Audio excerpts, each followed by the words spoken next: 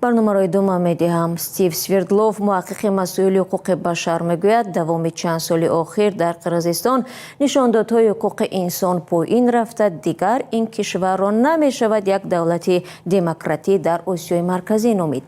این پژوهشگر را روز 19 می بدون شرح رسمی مرزبانان قرقیزستان در فرودگاه مناس نگذاشتند وارد بیشکک شود و او را به استانبول بازپس فرستادند. در یک صحبت با سویردلوف که در استانبول قرار دارد در روز 20 می پرسیدیم که سبب اساسی منع ورود به نظر او چی است و آیا می شود گفت که در قرقیزستان یک تمایل بسیار جدی عقب روی از عهده‌داری های دموکراتی جریان دارد. همین چیز مرا در حیرت می‌گذارد. من هر سال دائم 15 سال به قرقیزستان رفته و دائم 6 سال در بیشکک زندگی کردم.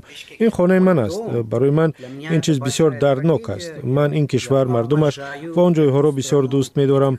دوستان زیادم آنجا هستند. ما باید روز 26 می یک کنسرت هم برپا می‌کردیم و آن هم با وزارت فرهنگ هماهنگ شده بود. واقعا هم برای هیچ کس پنهان نیست که در قرقیزستان سال‌های اخیر تمایل بدتر شدن وضع حقوق انسان مشاهده می شود.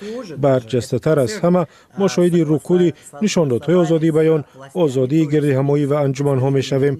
2 سال است در قرقیزستان قانون درباره اگنت خارجی عمل می کند و آن در کار فعالان مدنی جداً تاثیر گذاشته است.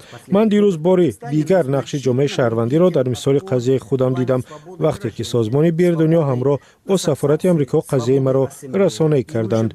دوام 2 سال اخیر ژورنالیستان زیادی هم حبس شدند. بالا تیمیرف اخراج و همسر و سابق همکارانش حبس شدند. کلاب بسته شد. رسانه‌ها، سازمان‌های جمعیتی و فعالان با دیگر نوع فشارها روبرو هستند. آزادی راهپیمایی هم وجود ندارد. واقعا هم قرقیزستان نه در آن سمت پیش می رود که همه ما دیدن می خواهیم. به نظر من حکومت باید بفهمد که این چیز آبروی این کشور را می برد. قرقیزستان با آزادی ها و دموکراتیش فرق می کرد.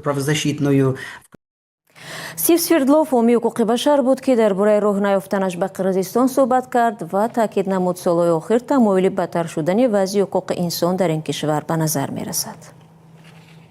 سلام، اگر خط و خبر می خواهید ما داریم. نوید بامدادی، سرخط خبرها، اخبار تاجیکستان و جهان، گزارش ها و تحلیل ها. چی می گذرد و چرا؟ دانستن فهمیدن است. ضمیمه یا اپ ما را بگیرید.